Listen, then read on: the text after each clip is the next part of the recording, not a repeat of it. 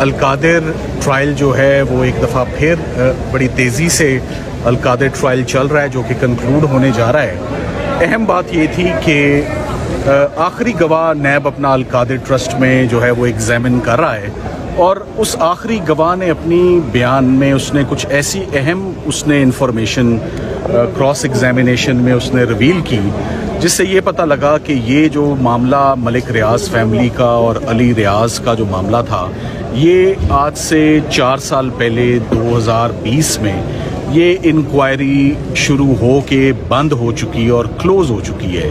اور اس میں یہ تمام معاملہ جو ہے این سی اے کے پیسے اٹیچ کرنے کا, سپریم کورٹ آف پاکستان کے اکاؤنٹ میں پیسے بھیجنے کا, اور خاص طور پہ جو سیٹلمنٹ ایگریمنٹ ہوتا ہے بٹوین ملک ریاض فیملی اور N C A national crime agency U K, وہ تمام معاملات ایک ایگزیکٹو بورڈ میٹنگ کے اندر نیب ہیڈ کوارٹرز میں میٹنگ ہوتی ہے. اس میں یہ تمام معاملات ڈسکس ہوتے ہیں اور فیصلہ ہوتا ہے کہ اس کیس کو کلوز کرنا ہے. تو ایک کلوز ٹرانزیکشن, ایک ختم ہوئے ہوئے کیس کو بدنیتی سے چھپاتے ہوئے نیب نے کنسیل کرتے ہوئے دوبارہ اس کیس کو ری اوپن کیا, اور ری اوپن کرنے کے بعد اس کا ٹرائل بڑی تیزی سے چل رہا تھا. آج یہ بھی بات بہت اہم ہے کہ آنریبل ججز نے سپریم کورٹ کے آرڈر کا بھی حوالہ دے دیا ہے کہ فائنل ججمنٹ دینے سے تو ویسے بھی سپریم کورٹ نے روکا ہوا ہے. تو آئندہ تاریخ کے لیے بدھ کے لیے ہمارا 2 کیسز جو ہیں وہ لگے ہوئے ہیں. ایک جو بلگیری کا نیا کیس ہے وہ بھی فکسڈ ہے, اور یہ بھی فکس کر کے جج صاحب کو مزید کارروائی سے روک دیا گیا ہے, فیصلہ سنانے سے القادر میں روک دیا گیا ہے. اور اس کا مین وجہ جو اس گواہ نے PW35 جو تفتیشی افسر ہے القادر ٹرسٹ کا, اس کے اہم انکشافات جو ٹرائل میں اس نے کیے کہ یہ ایک معاملہ پہلے کلوز تھا, اب اس کو ہم نے ری اوپن کیا ہے. سو ایک کلوزڈ کیس کو دوبارہ ری اوپن کر کے پچھلے تمام حقائق کو چھپانا یہ فیئر ٹرائل کے منافی تھا. یہ کلیریفائی کر دیجیے گا کیا ٹرائل چلتا رہے گا اور صرف ڈیسیژن سے روکا گیا ہے؟ دیکھیں, اب ٹرائل اس لیے نہیں چل سکتا کیونکہ یہ ہے ہی آخری گواہ.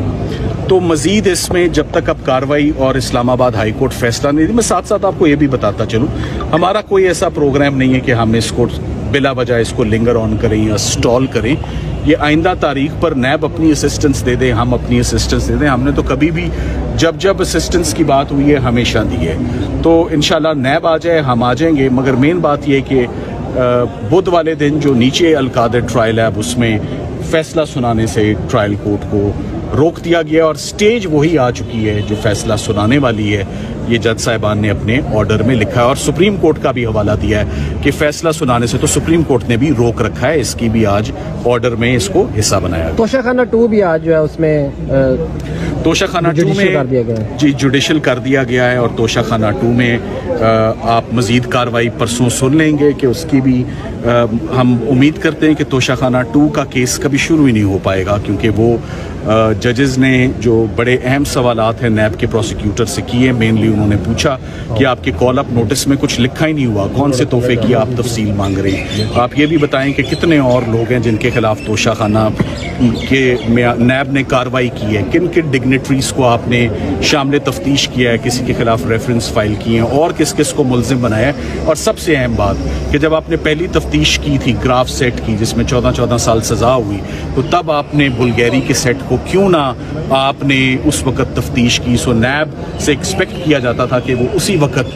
اسی سٹیج پر اپنی انکوائری کو مکمل کرتی. یہ چھوڑ کر کیوں رکھتا ہے ایک پارٹ کو, ایک سیگمنٹ کو, کہ جب ایک کیس سے بریت کا ٹائم آتا ہے, ریلیز کا ٹائم آتا ہے, تو اسی کا ایک چھوڑا ہوا ایک پارٹ, ایک سیگمنٹ کی بنیاد پر ایک نیا کیس جو ہے وہ چلایا جائے. ان تمام نکات پر اب میرا خیال ہے کہ پرسوں ایک بڑی مفصل اور جامع ہیئرنگ جو ہے وہ یہاں پر ہائی کورٹ میں ہوگی.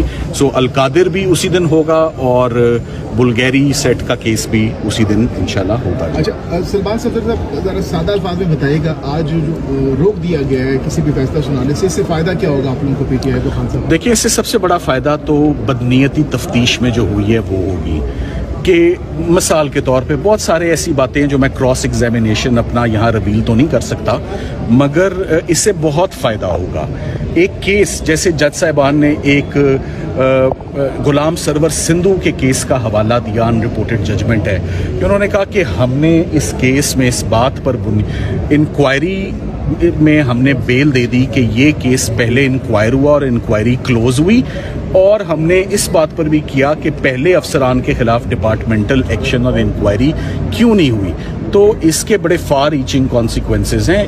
क्रिमिनल केसेस का स्टे होना बड़ा मुश्किल है। इससे पहले जो क्रिमिनल केसेस स्टे हुए थे सलमान अकरम राजा साहब साइफर केस में, वो हुआ था कि ओपन ट्रायल नहीं हो रहा और ओपन प्रोसीडिंग्स नहीं हो रही। आज का केस इस बात पे हो रहा है कि तफ्तीशी को कुछ अहम रिकॉर्ड मंजर आम पर लाने से रोका जा रहा है, और जज साहब ने वो हमारी दरख्वास्त जो खारिज की है, अब हमने आज बाज़ाब्ता तौर पे उस पर बेंच को इंगेज किया है। इंशाल्लाह परसों इस पे हेयरिंग होगी। सर फौजी अदालतों में कहा जा रहा है खान साहब का केस लेके जाया जाएगा, ये भी ऐसी कोई मेरे इल्म में बात नहीं। Thank you. वैसे चलाया जा सकता है सर सिविलियन का फौजी अदालतों में केस? वो मामला सब जुड़े किया से जा रहा है कि फैज हमीद के जो है गिरफ्तारी के बाद इमरान खान का मिलिट्री कोर्ट ट्रायल हो सकता है। आप इस कानूनी ये सारी बता दें। रूमर्स हैं, अभी तक ऐसी कोई चीज सामने नहीं आई है। ये आईनी सुनी तौर पे सुनाई या कानूनी तौर पे बातें।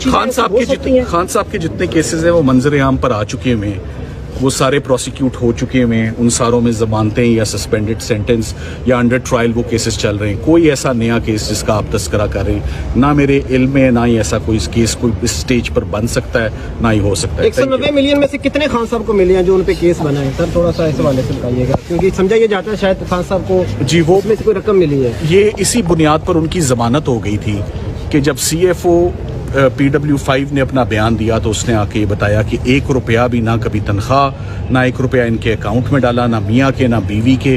ट्रस्ट भी मौजूद है, गोस्ट ट्रस्ट नहीं है, और स्टूडेंट्स भी पढ़ रहे हैं। लम्स की फैकल्टी है, गवर्नमेंट कॉलेज की फैकल्टी है, एफिलिएशन वहाँ से। सो उस बुनियाद पर आपको याद होगा कि चीफ जस्टिस साहब ने और मिस्टर जस्टिस तारिक जहांगीरी साहब ने इमरान खान साहब की जमानत को एक्सेप्ट किया। रजिस्ट्रेशन के हवाले से कहा जा रहा है कि सवाल उठाया कि रजिस्टर्ड नहीं है, इस हवाले से देखिए वो मैंने अपनी इग्नोरेंस का इजहार किया है। I will find out, I am not the lawyer in that case. मालूम कर लेंगे कि वो ट्रस्ट रजिस्टर्ड था या नहीं, मगर उसका ताल्लुक आज की कार्रवाई से नहीं है। ट्रस्ट का रजिस्टर होना ना होना एक और बात है, मगर IO का पिछली केस, इस केस को एक दफा पहले इन्वेस्टिगेट करके इसको पहले क्लोज करना, वो सारी रेलिवेंट है। सर आप मिले आज खान साहब से? मुतफर्रक दरख्वास्त आ सकती है कि खान साहब के खिलाफ कितने केसेस बस सर, हैं जो पेंडिंग है? Thank you sir, thank you.